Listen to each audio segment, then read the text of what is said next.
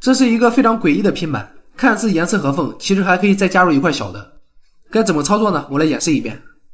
先将中间的4块正方形取下来，调整拼板的4个角，将这4个角都摆成这样一个角度。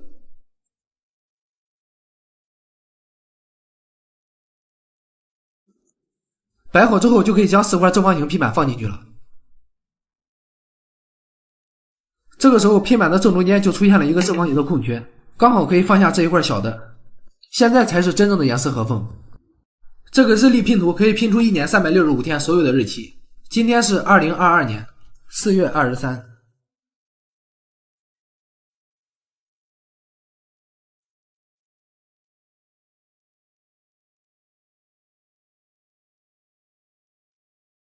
好了，最上面是月份，这里是星期六。我们再来拼一个2月31，试试看这种不存在的日期能不能拼出来。如果你也喜欢这个拼图，可以点击评论区链接进去搜日历拼图。当然，更重要的是，现在拼多多100亿补贴 ，iPhone 13只降1000，到手才4899，还有乐高、任天堂专场任你选，全都有几百上千的补贴，享受正品保障。快点评论区看看吧。2月31也是能拼出来的，不知道这天是不是星期二？你们还想看我拼哪天日期？可以在评论区告诉我。三国华容道是最具代表性的益智玩具之一，规则是平移木块，帮助曹操从出口逃生。下面我就来演示一遍它的最佳走法。赤壁之战，曹操败走华容道，又遇上诸葛亮的伏兵，在重重包围之中如何逃出升天，历史的一幕幕上演在棋盘之间。乱世硝烟成就一代枭雄，排兵布阵尽在方寸之中，智者谋略定要纵观全局，步步为营方可一战制敌。华容道的诀窍是4个小兵必须两两在一起，曹操、关羽移动时前面应有小兵开路，曹操移动时后面还有小兵追赶。经过计算机的验证，它的最少步骤也需要81步，而它的最快记录只用了8.46秒。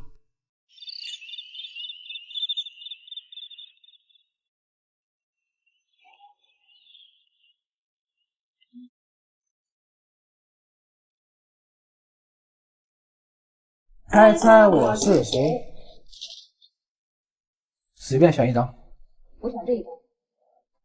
我先问吗？问吧。你的戴帽子吗？不戴。那我把戴帽子的给盖掉。该你了。你的是不是男生？是。女生盖掉。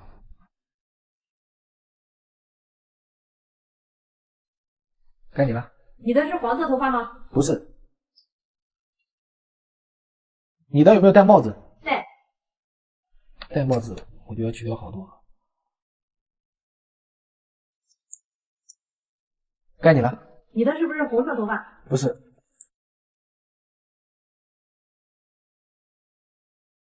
你的有没有长胡子？有。你的有没有露牙齿？露了。那我就赢了。啊？不会吧？那就是这一张了。我去，被反杀了。我赢了。现在你们看到的不是一个苹果，其实它是一款比较昂贵的鲁班锁，榫卯结构加上红木的材质，苹果的外观还是挺光滑的。下面我们就看看把它打散之后的样子。全部打散的话，一共是12块木头，组装回去是有难度的。鲁班锁的种类虽千变万化，其实核心是万变不离其宗的。玩的多了，有了经验之后，便能做到触类旁通。前面的整体框架扎起来之后，下面几根就简单了。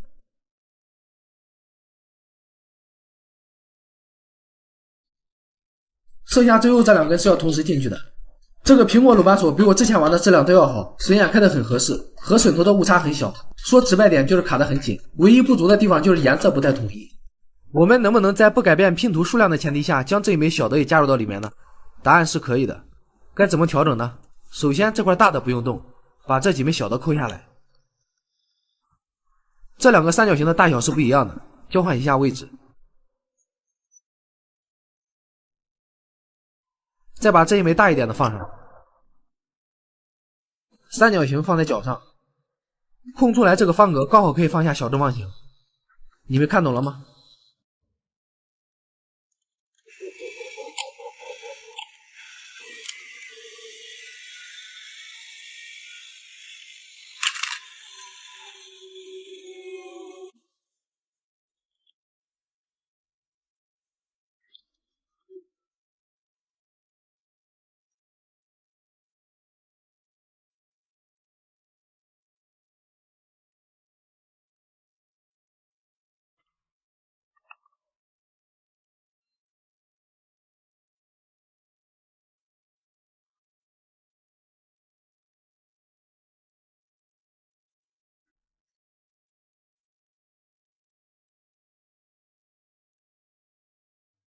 这个是我们今天要玩的 puzzle， 把奥特曼从这个笼子里给解救出来。这一类的玩具我比较有经验，5分钟时间应该差不多。首先我们看一下这个笼子，它是和柱子连在一起的，非常牢固。柱子的间隙有大有小，我们可以从这个比较大的试试看能不能通过。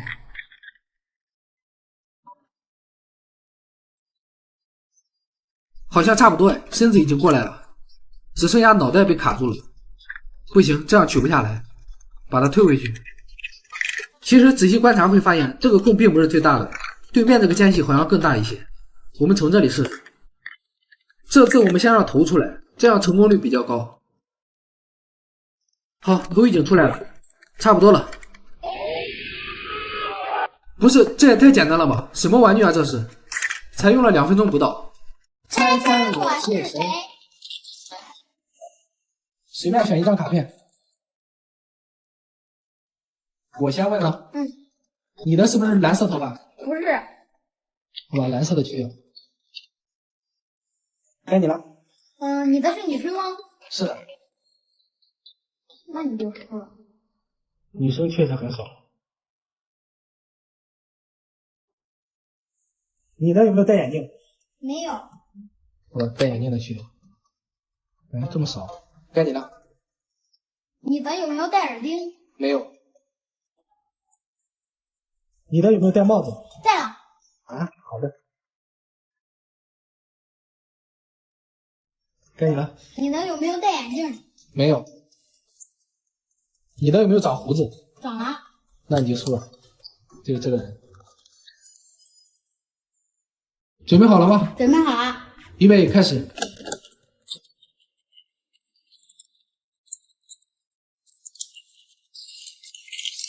我输了。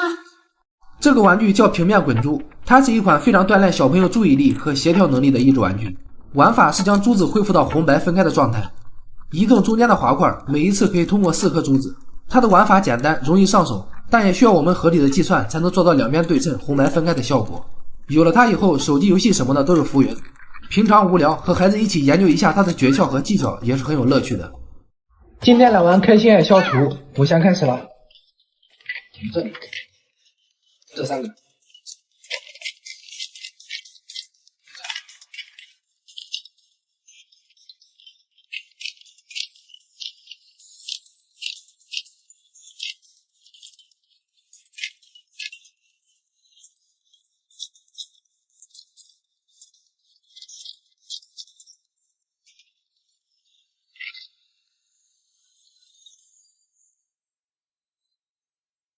玩到后面一步吃不了的，可以再走一步。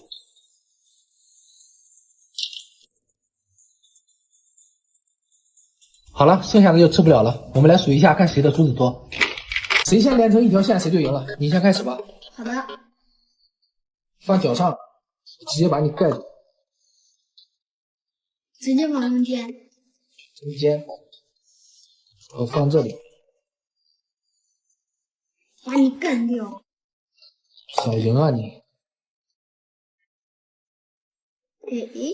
这是什么？我还有2个大的呢，我就要赢了。我可以套住你了。准备好了吗？准备好了。我先来了。好。哇，用力太猛了，稳一点啊！哎，可以啊！我要把你撞走，撞走。我也进去了。哈，你把人都撞走了，谁也赢不了。该我了。啊，用力太猛了。哦，用力太猛了。这也太丝滑了，是吧？我还有1次机会，稳一点。好的，看你的了。我去，我赢了。这次我直接调到10级。准备好了吗？准备好了。预备，开始。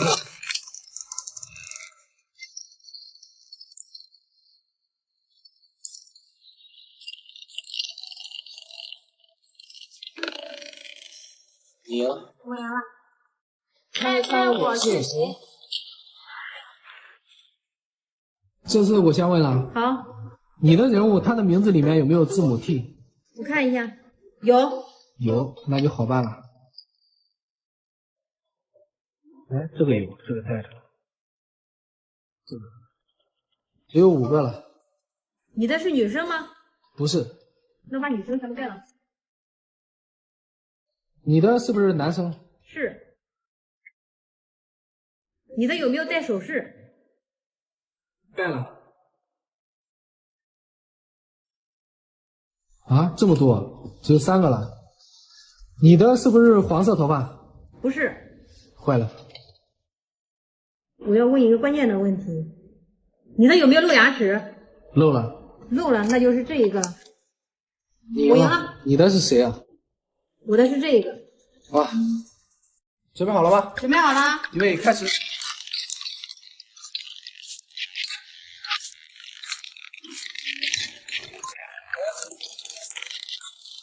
我是农家。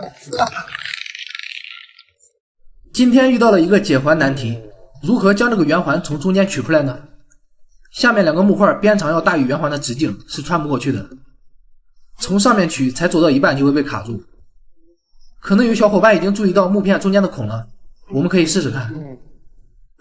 木块是可以通过的，但是珠子会被挡住，所以这条路也是行不通的。其实一开始玩到这里的时候，我也有想过它可能是无解的，但是我并没有放弃。经过快1个小时的研究，终于被我找到了它的解法。首先，第一步我们要先把木块从中间的孔里穿过去，然后将珠子放到圆环下面。第二步，将圆环取下来。这个时候它还在绳子的中间，我们再将它从孔里穿过去。现在圆环就完整的取下来了。其实呢，这是一个典型的拓扑学谜题，不知道你们有没有看懂？不要着急啊，我想一下怎么问。你的这个人物他是不是3国时期的？不是。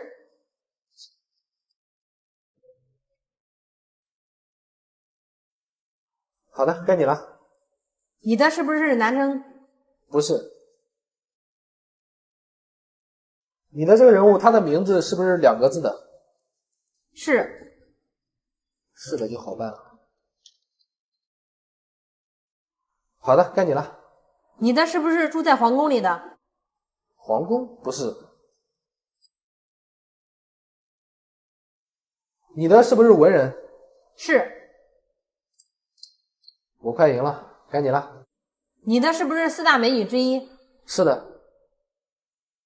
你还没赢啊？你的这个人是不是孔子？不是。那你就输了，李白。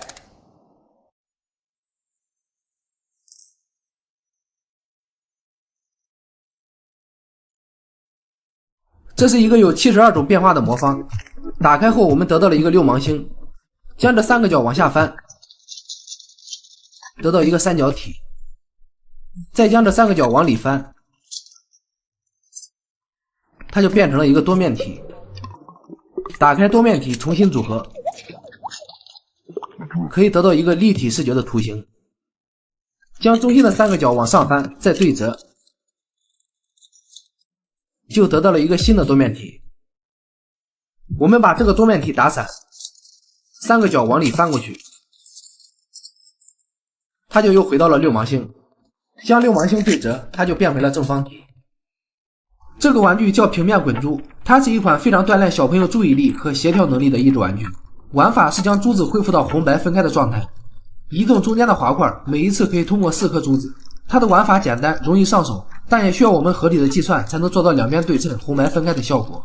有了它以后，手机游戏什么的都是浮云。平常无聊和孩子一起研究一下它的诀窍和技巧也是很有乐趣的。这是一个有72种变化的魔方，打开后我们得到了一个六芒星，将这3个角往下翻，得到一个三角体，再将这3个角往里翻，它就变成了一个多面体。打开多面体重新组合，可以得到一个立体视觉的图形。将中心的3个角往上翻，再对折，就得到了一个新的多面体。我们把这个多面体打散，3个角往里翻过去，它就又回到了六芒星。将六芒星对折，它就变回了正方体。多个磁力魔方搭配可以解锁更多新的几何图形。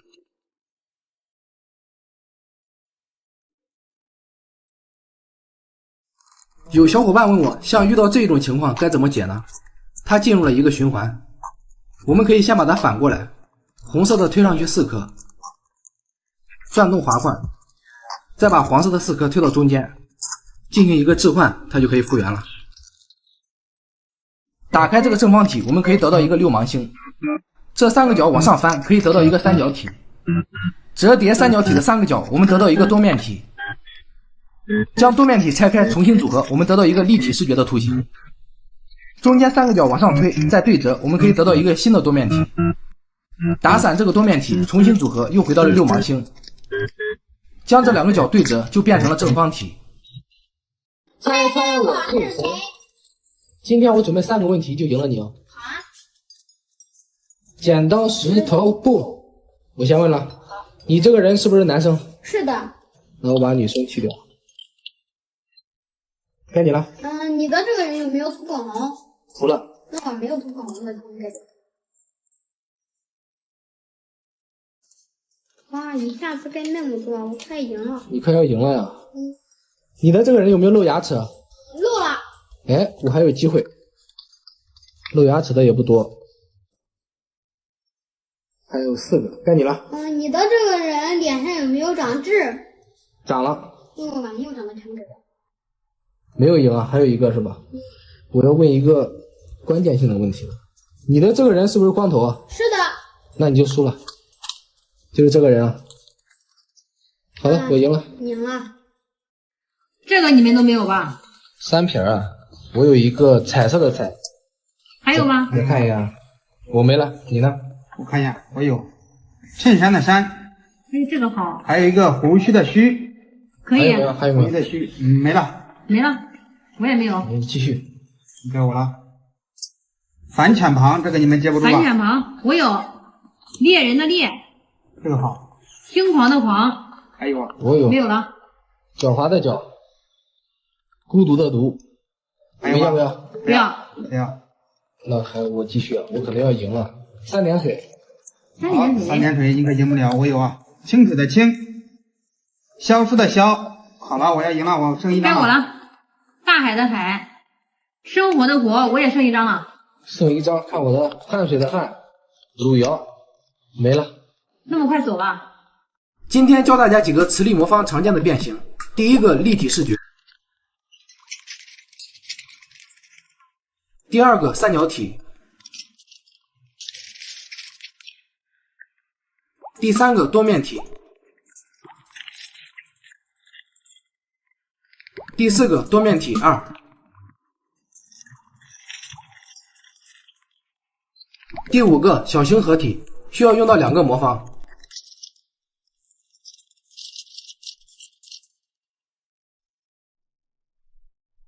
最后一个终极合体需要3个一样的三角体。你们学会了吗？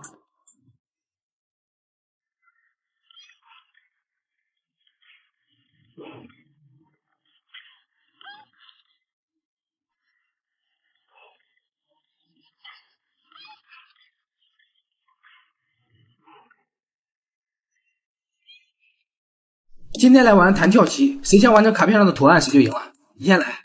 好嘞，这可是需要技术的。这个它也不难，需要掌握好力度。我要赌你。我还你一个。跑偏了，又跑过来了，不管你。好吧，不去你那边了。你马上就要成了，我要赌这里。哎，我赢了。还有一头啊，我输了。这是粉丝推荐的一款创意陀螺，据说把它转起来不需要用手，我们来试试。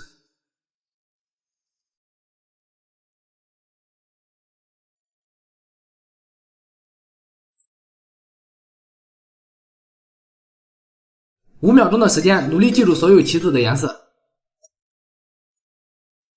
好了吗？好了。把它们都反过来吧。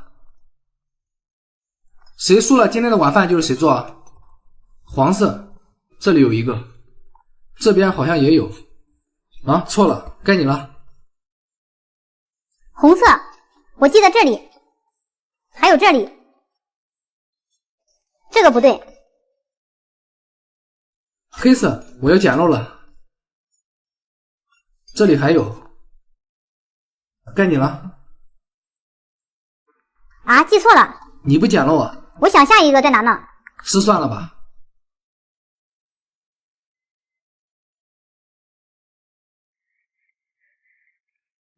红色这一个，最后一个是黄色，不用数了吧？我的很明显要比你的多，你输了。努力记住卡片上的信息，等会儿我要提问你啊。好的。一只小刺猬抱着一个蘑菇，头上有一片叶子，天上有4朵云。好的，时间到了，回答第6个问题。第6个是图中的刺猬有几只脚趾？有3只。对了，是3只。继续下一张卡片。有3只鲸鱼，2个热气球，还有一个帆船。鲸鱼是世界上最大的哺乳动物。时间到，回答第1个问题。第1个问题是一共有几只鲸鱼在喷水？喷水的话好像是有2只。哎，又猜对了，这2只在喷水。给你来一张难一点的。这一张的信息量确实挺大的，有5只蚂蚁，一个绿色的小房子，2只蚂蚁在地上，3只在房顶。好的，时间到，回答第3个问题。第3个问题是有几只蚂蚁拿着花？哎，这个问题我真没注意啊，有几只呢？屏幕前的小伙伴，你还记得有几只蚂蚁拿着花吗？今天来玩弹跳棋，谁先用小球摆出卡片上的形状，谁就赢了。从你开始吧。好。你输了以后要去写作业啊。好。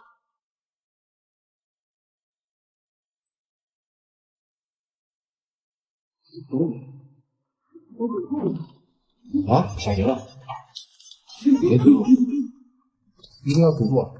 完全赌住。好的，你这一步也不好走，不管你了。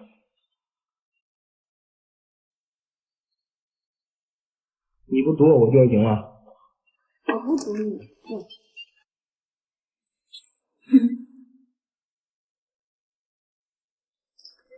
我没有啊。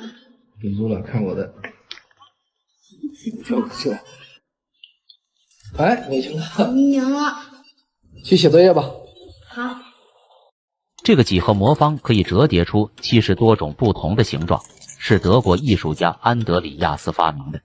孩子在玩的过程中可以学到很多意想不到的知识，感受到空间几何的魅力，比如图形对称、空间错位、立体视觉。多个磁力魔方还可以组合出更多形态。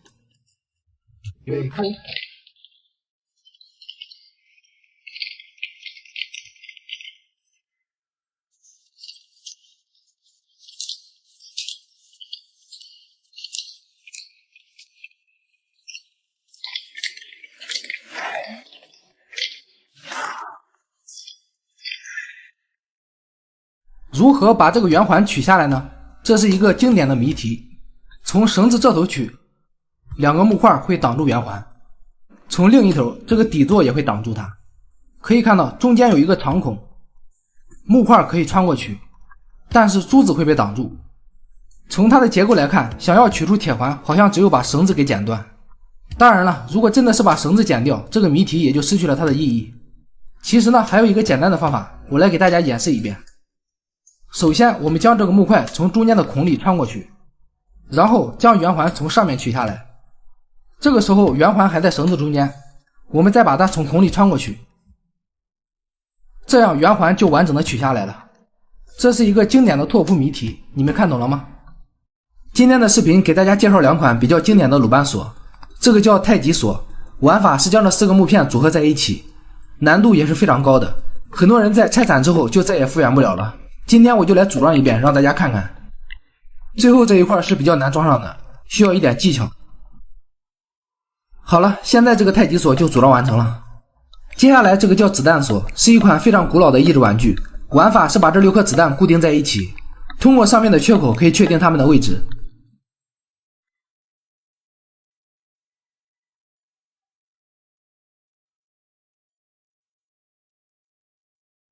最后一颗装上之后，就形成了一个牢固的整体。不用一颗钉子就可以把它们牢牢的组合在一起。今天我们来复原这个3阶华容道，把1挪到6的位置，可以先让3下来，6过去，1就可以上去了。然后把数字2也移过去，3来到了6的正下方，那怎么上去呢？可以把4移过去，1下来，3上去，再把1退回去，这样第1排就好了。第2排开头是4，直接移过去。5紧随其后，然后是6，第2排也完成了。最后一排的顺序没有乱，我们直接往左边推，这样这个3级滑轮道就复原成功了。对于我来说，这个是有点简单了。下期我们直接来挑战10阶的。如何用这些珠子摆出一个金字塔的形状呢？这是一个经典的智力测试。一般情况下，我们会先这样摆出第一层，到这个位置之后，它需要的是1颗珠子，只能将它这样立起来放。很明显，这样叠放是不对的，这样也不行。这个玩具它是有一定难度的。现在来看好像差不多了，但最后一块放上去之后，它并不是一个规则的形状。那要怎么摆放呢？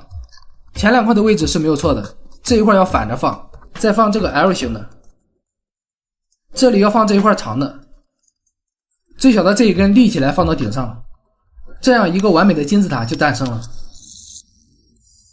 这个就是最近很火而且很有挑战性的Model 54L， 玩法是将这些小木块拼成一个正方体，大部分人在打乱之后都没能再恢复原状。今天我就用正确的方法来给大家演示一遍。很多人在玩的时候会凭借自己的感觉去拼，这样会导致空间利用的不合理，最后始终拼不出一个正方体。其实它是有一定的方法和技巧的。它一共有6层，我们可以先拼出2层，再以这2层为一组，直接复制2次。这个方法是比较简单的，也是一条捷径。当然了，如果你想增加难度，也可以和我一样做到每一层都不相同。这款model非常考验记忆力和空间力，闲暇的时候拿来拼一次也有减压的效果。这个很像开瓶器一样的东西，其实是一款智力解扣，玩法是把下面这个 U 型环给取下来。很多人第一眼想到的可能是旋转这个弹簧把它转下来，我们来看看。到顶上之后，这里就被挡住了，所以这个方法是行不通的。那除此之外还有其他的方法吗？我们先把它推到下面，观察这个 U 型环的角度，把它放到柱子的中间，然后还是旋转。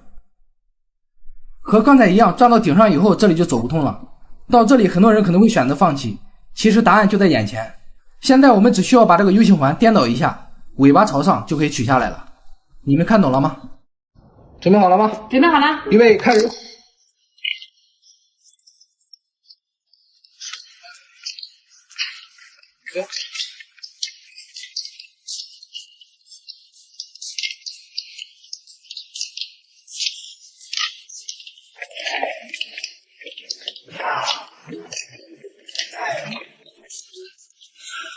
我输了。最近有很多小伙伴问我这个猜猜我是谁是怎么安装的。首先我们收到货之后，这里面有4张大的卡片，要把它们全部抠下来。抠下来后可以看到卡片其实是有大有小的，像这种大的是用来猜的，小的是像这样卡在里面的。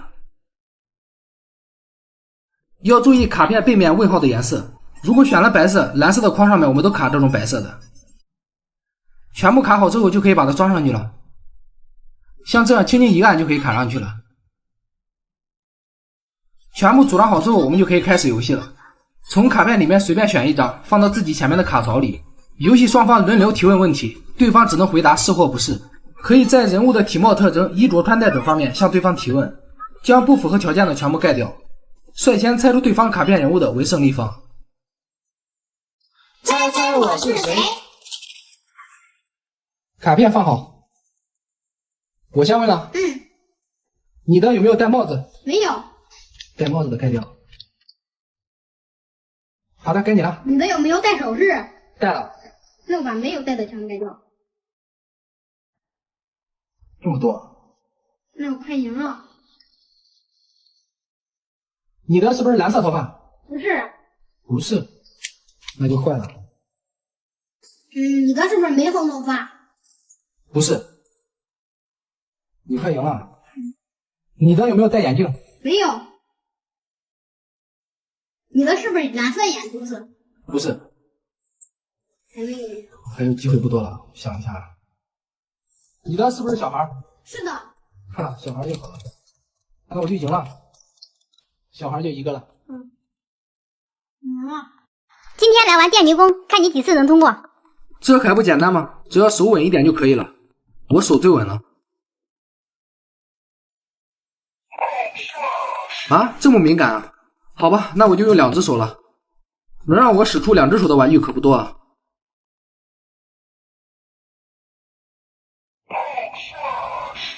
有点意思，小看它的难度了。不过接下来我就要认真了。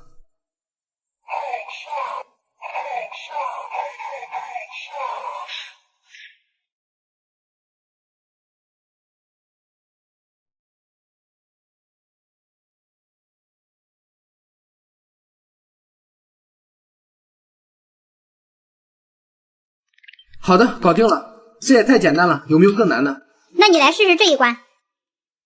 我出一个利刀旁，有没有？我有剥削的削，可以。还有一个分别的别。你有没有？我也有。名副其实的副，刻舟求剑的刻。你还继续？我不要，我不要。你不要给我。单人旁，单人旁我有啊。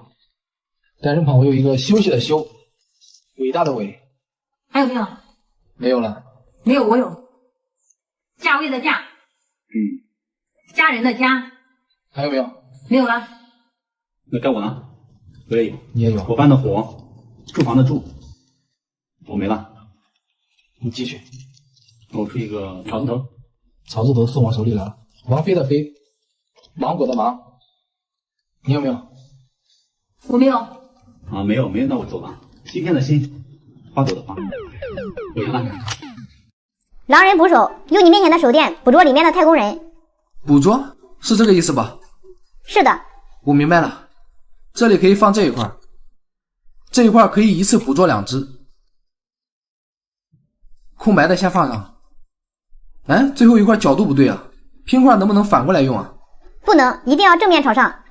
那这样的话就是我前面的拼错了。角上放这一块小的，中间还是这一块。啊，还是不对，挺有难度的。我觉得我第一次的思路应该没错，就是这一块的角度，整体再来调整一下吧。边上还可以放这一块，红色手电放在角上。好的，这次可以了。还有没有更难的？当然有了，一共60关呢。第60关。这是一款难度很高的益智玩具，怎样把这个铁球放进这个方框里呢？圆球是由对称的2个铁块组成的。如果我们像这样先放进一半，另外一半是怎么也放不进去的。它正确的组装方法是把2个方块也拆成2半，开口朝上放在桌面，这下面是一个圆形的凹槽，将其中一个半球顺着凹槽的方向放置，另外一半也是同样的方法，然后将方块的2个角对齐，最后2块同时一起逆时针方向旋转90度，这样它们2个就完美的合在一起了，而且合上之后是非常牢固的，很难再分开。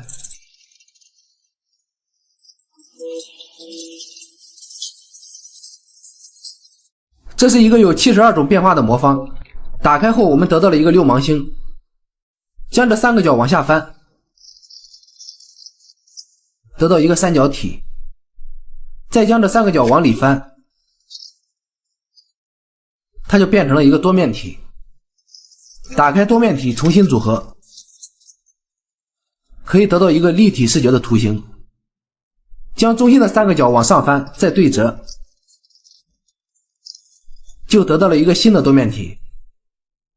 我们把这个多面体打散，3个角往里翻过去，它就又回到了6芒星。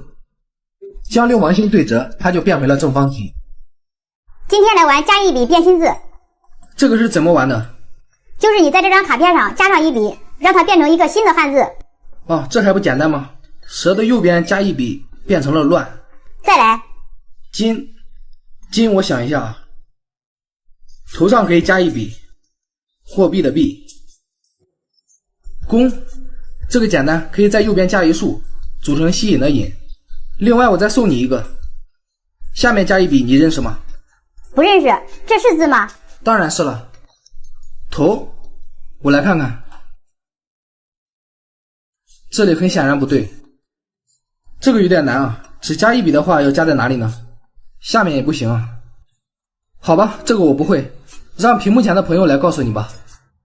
这是一款动手动脑的益智玩具，它看似像一个魔方，其实是可以变换多种形状的。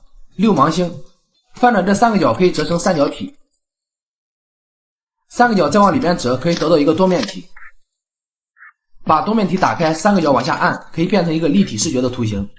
利用几何的点线面架起空间逻辑的桥梁，感受几何变化的魅力。魔方内含36颗强化磁吸，轻松折叠就能合到一起。多个磁力魔方搭配，还可以解锁更多新的造型。这个解环的名字叫回形环，如何让它们两个分开呢？我来给大家演示一遍。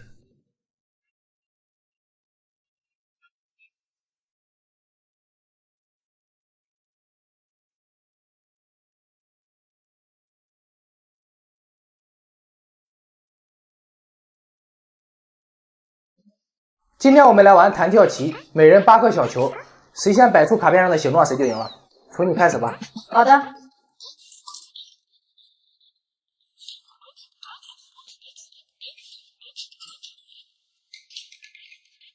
不要太用力啊！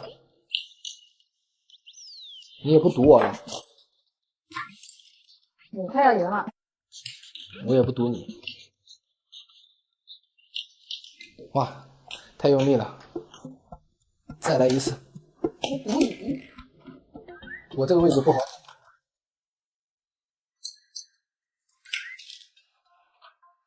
还没有赌对。啊，还差一点。哎，赢了！今天的视频我来补一个坑，这个鲁班盒36G 倒出来之后一直没有讲怎么装回去。前几天我没事拿出来研究，竟然一不小心被我装回去了。下面我就来演示一遍它正确的摆放顺序。我们先把这个盖子放到下面，把这一根横着放到上面，中间放这一根，下面这一根要调个方向，然后带2个孔的这一根就可以直接竖着放到左边了。这个放到中间，还有一根。哎，不对啊，这一根怎么没孔啊？看看下面。哦，应该是把这一根放到上面了，这样就可以了。这2根还是和刚才一样放，最后这一根也放上去，这样就可以了。我们再把它装回去。好了，36G 这个坑就被我填上了。这是一款3岁以上的益智玩具，叫可乐魔方。它一共分为3层，每层都可以独立旋转，里面共有18颗彩色滚珠，想要将它们分类复原很有挑战性。转动一层会联动多层，对空间力和计算力都是一种考验。按住瓶身的2头，还可以当做陀螺旋转。每个人随机抽取一张卡片。我先问了。问吧。你的是女生吗？不是。那女生就可以排除掉了。你的这个人他有没有戴帽子？戴。戴了。也去掉好多。该你了。你的是黄色头发吗？不是。你的有没有长胡子？没有。还有4个。你的有没有露牙齿？露了。这个问题问得好啊。只有2个了，我要拼一把了。你的有没有涂口红？涂了。那就是它了。赢了。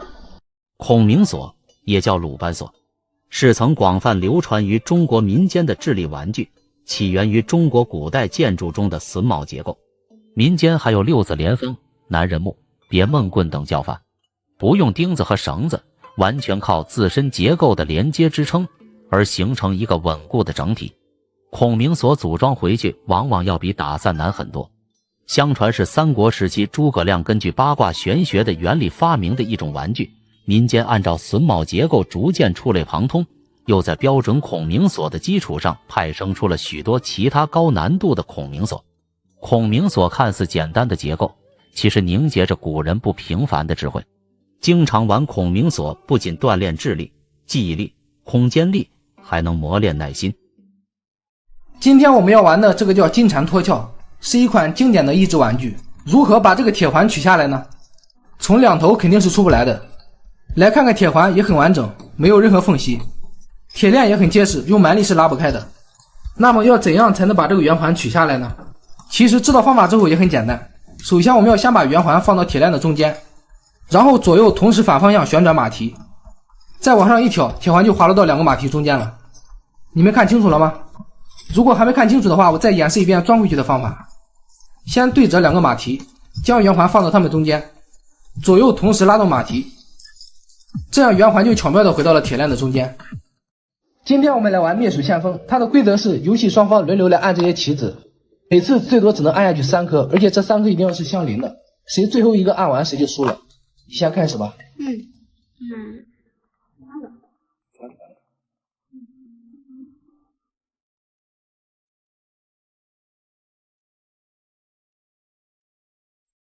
哎，来到赛点了，我要想一下。我按这3个。哎2个。我算错了，我算错了。再来一局。3个。我按2个。好的。前面不重要，我要后面就要好几把。2个。3个。1个。啊？怎么又是我输？是你输了。每次都是我。今天我们要玩的是12生肖拼图，这里每一块拼图都是一个属相，形状有大有小，要把它们平铺进这个木框里难度很高。如果我们不知道方法，只凭感觉去摆放的话，到最后可能会多出2个甚至更多。今天呢，我就不卖关子了，直接告诉大家它的正确拼法。第一块我们把兔子放到右下角，第二块把羊放到它耳朵这里，然后是最大的龙放到中间，第4块放马过来，马下面还可以放一头小猪，这个空间放猴子，这里还能放下一条小蛇，这里放鸡，左上角是老虎，右上角是狗、老牛，最后一个放老鼠。好了，这样12个属相我们就全部凑齐了。这3块拼图可以摆出一个对称图形吗？答案是可以的。这一类对称的拼图，它们有一个共同的特点，就是形状复杂。很多时候可能你已经拼出来了，但却看不出来，所以观察力在这里也是很重要的。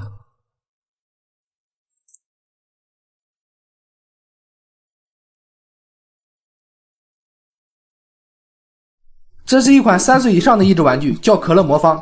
瓶身有4个圆形的凹槽，里面共有32颗彩色的珠子，中间一层可以独立旋转。我们要通过移动旋转，将所有圆圈里的珠子调成相同的颜色。想要将它们分类复原很有挑战性，每一次转动都会影响到其他圆圈里的珠子，对空间力和计算力都是一种考验。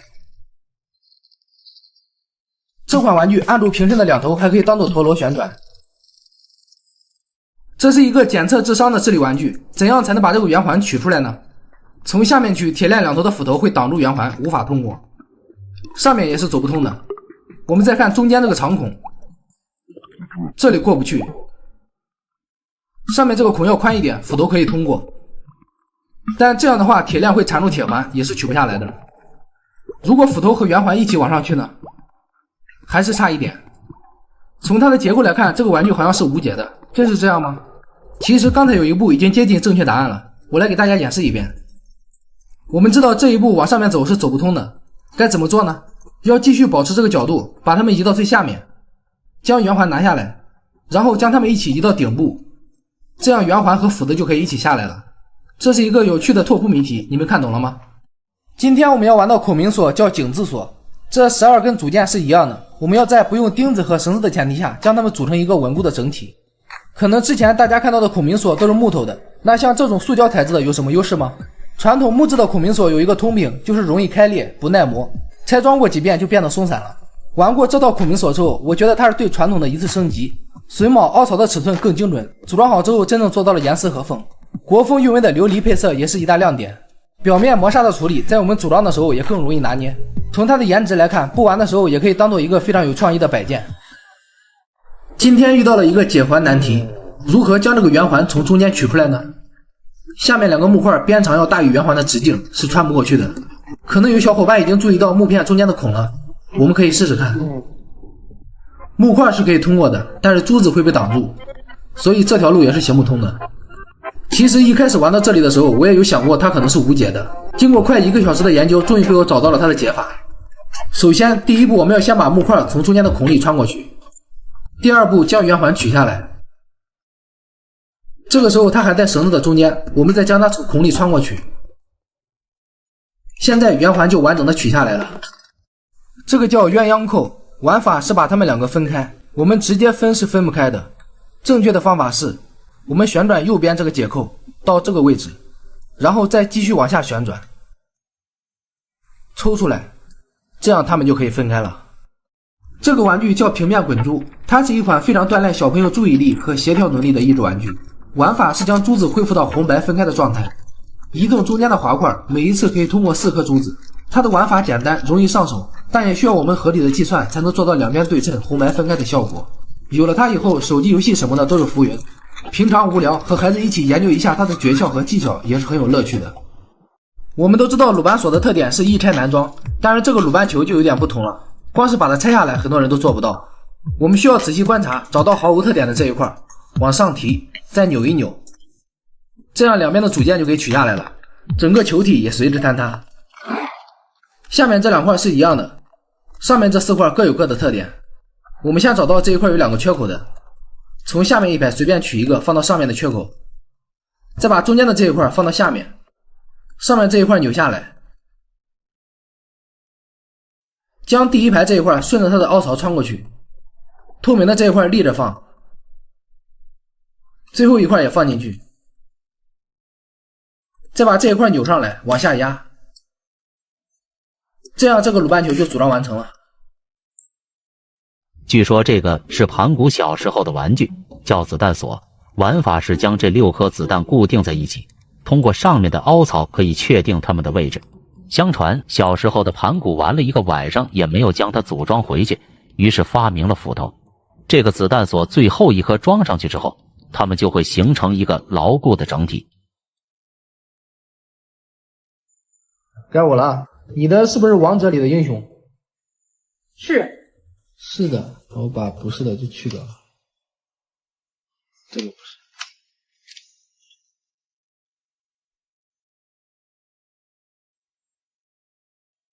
哎，我没剩多少了，该你了。你的是不是女的？不是。那你的是不是法师？不是。不是法师的。嫦娥。该你了。你的有没有长胡子？没有。啊，你剩这么少了。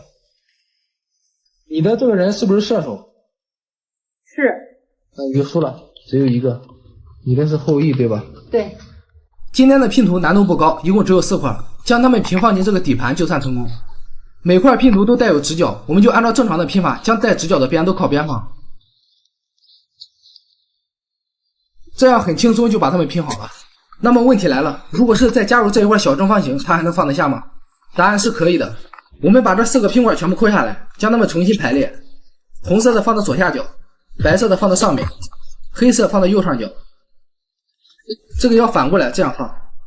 现在中间控制的位置刚好可以放下这一块小正方形。你们知道这是什么原理吗？今天来玩变脸魔方，谁先摆出卡片上的表情谁就赢了。来吧。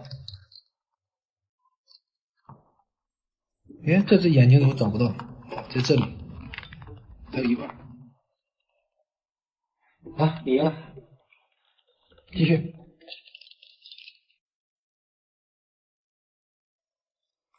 我也快了啊，还有一只牙齿。我也刚好。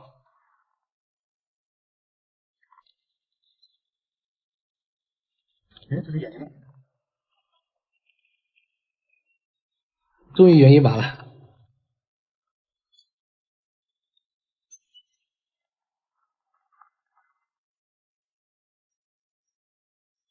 我赢了。准备好了吧？准备好了。预备，开始。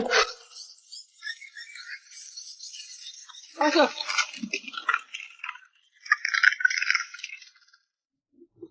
啊，红色的太猛了，红色可能会赢了，我感觉。果然是红色赢了。好，发射！我去，红色在干嘛？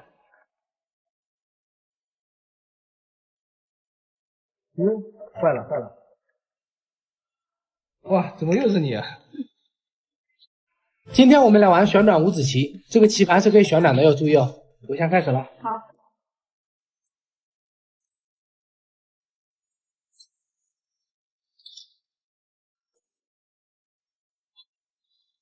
我的已经4颗了。我也4颗了。哎，不错，但是你好像堵不住我。我赢了。好吧。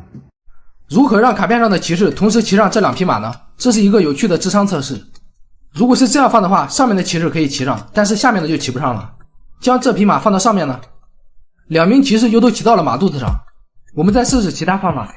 一个人智商的体现不仅仅是思维力和记忆力，还需要有想象力和创造力。除此之外，观察力也是很重要的一个指标。像这个测试，如果观察力不够的话，即便你已经摆出了正确答案，也是看不出来的。如果你也想知道你的智商有多高，可以点击视频的左下方检测。这个叫孔明棋，是一款十分烧脑的益智游戏。它的规则是：全部棋子摆满后，取出中央的一颗，棋子只能横向、纵向，不可斜向。跳过相邻的棋子到空位上，被跳过的棋子即被吃掉。按照前面的方法继续移动，直到最后走不下去。你需要精心的布局，合理的考量。传说200多年前，因一人棋艺太高却找不到对手，于是设计出这种一个人可以玩的棋，叫孔明棋。它与华容道和魔方被称为游戏界的3大不可思议。这些成人、老人、儿童都可以玩，锻炼你的耐力、逻辑思维能力。玩到最后，剩下的棋子越少越厉害。如果只剩下1颗，且在棋盘的正中间，那你就是天才。鲁班立方这个项目非常考验选手的空间能力。选手拿到7个组块，需要在最短的时间内将这7个组块拼成3×3×3的完美立方体。